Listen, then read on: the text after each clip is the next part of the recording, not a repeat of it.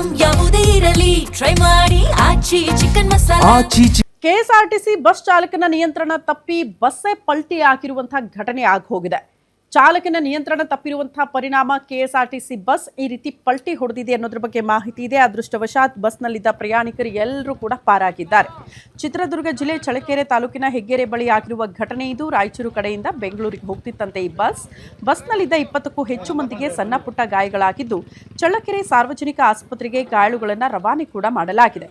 ನಿದ್ರೆ ಮಂಪರಿನಲ್ಲಿ ಚಾಲಕನ ನಿಯಂತ್ರಣ ತಪ್ಪಿ ಪಲ್ಟಿ ಆಗಿರುವ ಸಾಧ್ಯತೆ ಇದೆ.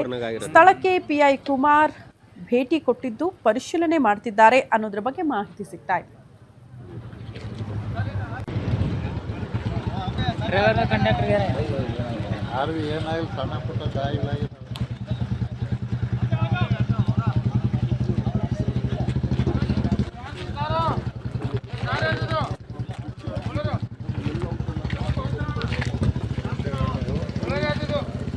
ಸಣ್ಣ